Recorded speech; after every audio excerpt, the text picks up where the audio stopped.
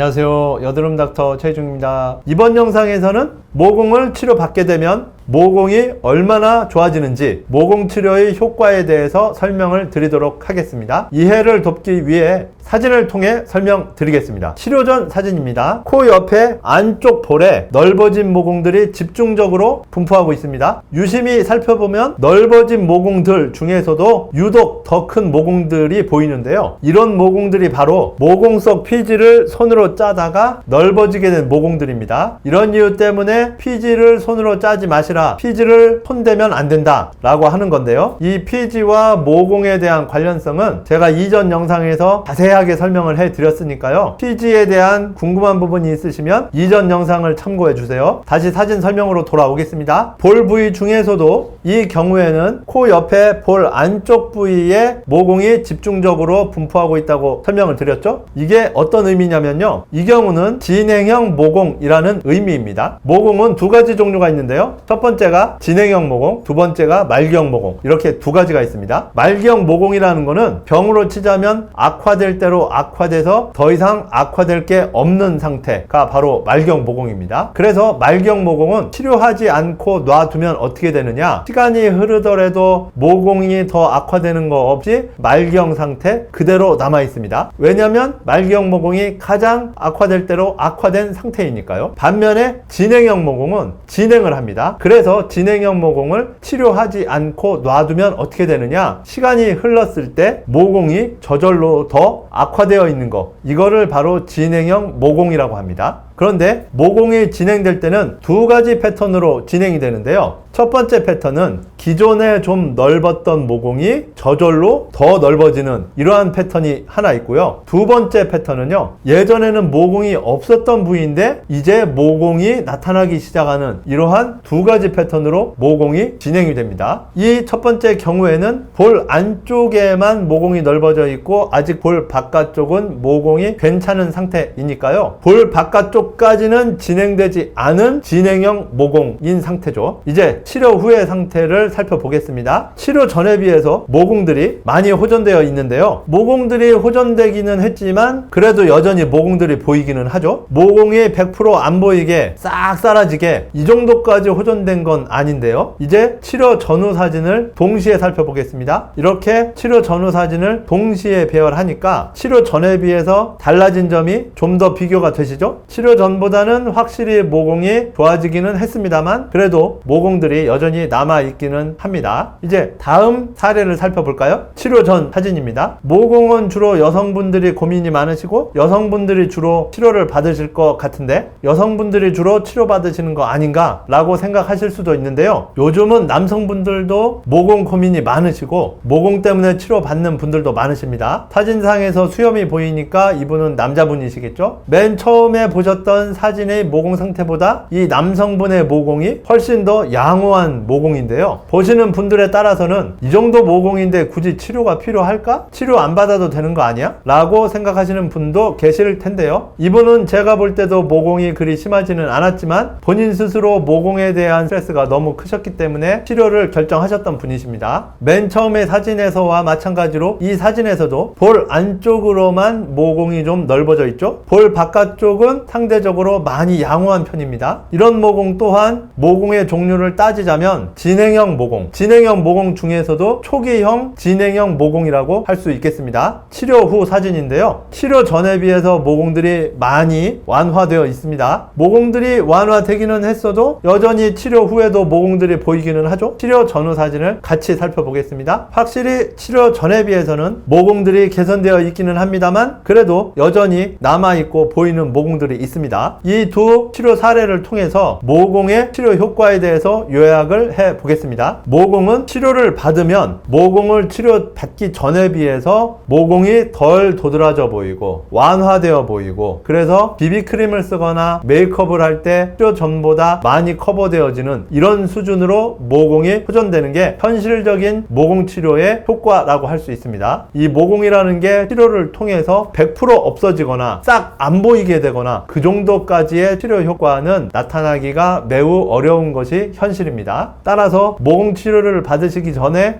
모공을 치료받고 효과가 나타난다고 하면은 덜 도드라지는 수준, 완화되는 수준, 메이크업을 했을 때 커버가 더 잘 되는 수준, 이 정도로 호전되는구나 라고 예상을 하시면 좋겠습니다. 다음번 사진을 이제 살펴볼까요? 이번에 설명드리는 치료 사례가 더 중요한 내용인데요. 왜냐면 지금까지 치료가 잘 된 사진만 보시면 모공은 치료받으면 100% 안 보이게는 아니지만 그래도 완화되는 수준으로 치료는 잘 되나 보다 라고 생각하실 수가 있으신데요. 과연 현실적으로 그러한지 그거를 또 한번 찾아보겠습니다. 이번에는 처음부터 치료 전후 사진을 같이 보여드리겠습니다. 자, 이제 사진을 한번 살펴보시죠. 두 사진을 보시면 어떤 사진이 치료 전 상태고 어떤 사진이 치료 후 상태인지 구분이 되시나요? 분명히 이 두 사진은 하나는 치료 전 사진이고 하나는 치료 후 사진입니다. 근데 사진으로 보면 치료 전이나 치료 후나 거의 변화가 없죠? 이 의미는 모공이 치료받는다고 다 효과 본다는 게 아니라는 뜻입니다. 지금 사진에서처럼 치료를 받았음에도 불구하고 별다른 효과가 나타나지 않는 경우가 매우 많은 게 모공의 현실입니다. 그래서 제가 여러 번 특히 모공과 관련된 영상이 첫 번째 영상이 모공이 넓어지지 않게 예방하는 모공관리법에 대해서 영상을 올렸는데요. 이와 같이 모공은 치료가 어렵기 때문에 모공이 넓지 않을 때 모공이 악화되지 않도록 예방해 주는 것이 가장 좋은 치료법입니다. 한번 넓어진 모공은 치료가 쉽지가 않습니다. 이제 지금까지의 내용을 다 요약을 해보겠습니다. 모공은 치료 효과가 나타난다고 하면 치료 전에 비해서 덜 도드라지고 완화되는 수준으로 호전이 됩니다. 모공 치료를 받았음에도 불구하고 별다른 호전이 없는 경우도 많습니다. 따라서 모공 치료를 생각 중이시라고 하면 모공 치료 효과에 대해서 충분히 고려하신 후에 모공 치료를 할지를 결정하시는 게 좋겠습니다. 지금까지 모공 치료 효과에 대해서 설명을 드렸는데요. 모공에 대해서 궁금한 점이 있으시면 질문을 남겨주세요. 지금까지 여드름 닥터 최희중이었습니다. 감사합니다.